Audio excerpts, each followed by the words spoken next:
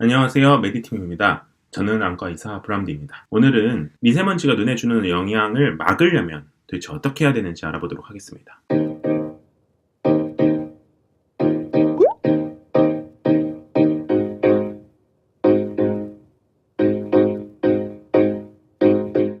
지금 보는 화면처럼 완전히 고글을 쓰면 당연히 막을 수 있겠죠. 원천적으로 차단하는 게 무조건 제일 좋은 겁니다.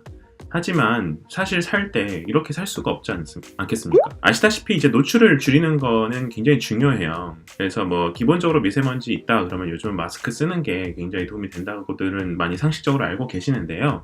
마스크 자체가 위험하다는 얘기도 요즘 뉴스가 많이 나오고 있고, 그래서 올바르게 마스크를 착용하는 게 굉장히 중요한 것 같습니다. 첫 번째로 마스크를 쓰시는 게 위험한 분들이 있으니까 그걸 미리 알려드릴게요.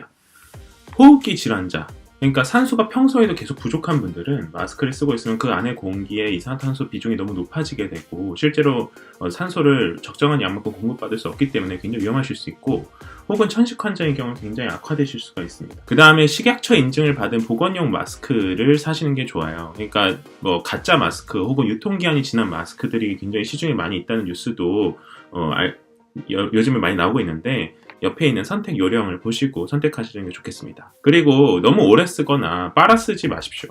마스크 미세먼지를 잡는 방법은 정전기로 잡거든요. 근데 빨거나 너무 오래 쓰거나 비비거나 이렇게 하면은 정전기력이 줄어들면서, 그리고 또 필터가 손상되면서 더 이상 마스크가 성능을 다하지 못하기 때문에 적절하게 사용하시는 게 좋겠습니다. 그리고 제대로 환기하시는 게 중요해요. 일단 미세먼지 자체도 안 좋지만 미세먼지가 무섭다고 실내 공기를 완전히 환기하지 않고 지내시는 것도 그것 또한 문제입니다.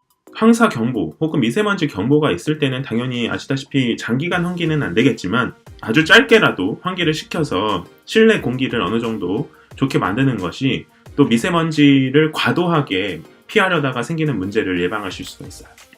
그 다음 미세먼지가 이제 굉장히 작기 때문에 피부를 뚫고 들어오게 되거든요. 그러니까 바깥에 나갔다 오시면은 반드시 씻으셔야 돼요. 그래서 몸에 덕지덕지 붙어있는 미세먼지를 다 세척을 하셔야 되고요.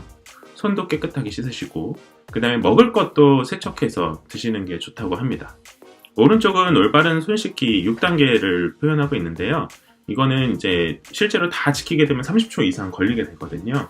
그래서 올바르게 손을 깨끗하게 씻으시면 큰 도움이 될 것 같습니다. 그리고 이제 눈꺼풀을 닦으시면 굉장히 도움이 되시는데, 그건 좀 이따 설명드릴게요.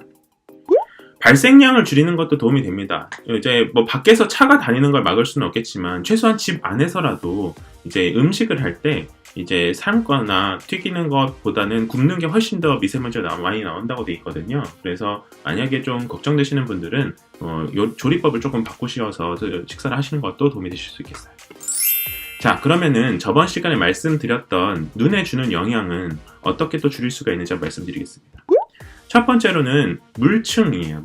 눈물샘에 많이 공격해서 염증이 생겨서 눈물 발생량을 줄인다고 했잖아요. 그럼 우리는 눈물을 공급을 추가로 해줘야 됩니다. 그래서 약국에서 살 수 있는 인공 눈물들이 있는데요. 근데 식물성 눈물은 처방 없이 약국에서 사실 수가 있어요. 그래서 디아이클리어, 리프레쉬 플러스 등등이 있는데 이건 처방이 없이도 구매가 가능하고요. 그다음에 동물성 인공 눈물은 반드시 처방이 필요합니다. 동물성이 좀 더 찐득하고요. 농도가 더 다양하게 있기 때문에 눈물에 좀 더 찐득하게 달라붙어서 지속시간이 길어요. 이건 약간의 알러지가 있는 것으로 알려져 있기 때문에 처방을 받으셔서 일회용 인공 눈물로 구매해서 사용하시는 게 가장 도움이 될 것 같습니다.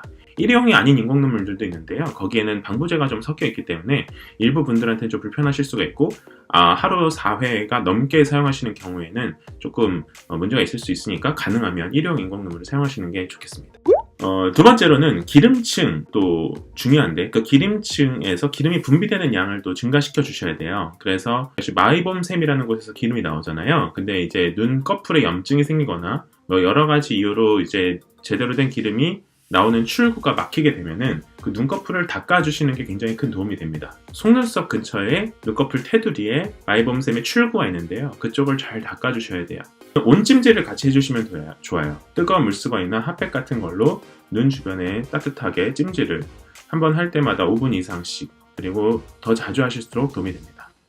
세 번째로는 그 점액층을 회복시켜주는 게 중요한데, 그 끈적끈적한 물질을 분비시켜주는 술잔세포 기억나시나요? 그 술잔세포의 양을 증가시켜주는 약들도 있어요. 근데 이거는 이제 혼자서 쓰실 수는 없는 거고, 안과 의사분들에게 실제로 처방을 받으셔서 꾸준히 사용을 하셔야 효과를 보실 수 있습니다. 지금까지 이제 미세먼지가 주는 영향을 좀 보호하는 방법에 대해서 알아봤고, 또 특히 눈에 집중해서 이러한 영향을 막는 방법을 알아봤습니다. 미세먼지 때문에 눈이 많이 불편하셨던 분들은요, 이 방법을 참고하셔서 훨씬 더 건강하게 지내셨으면 좋겠습니다. 이상으로 메디팀이었습니다. 감사합니다.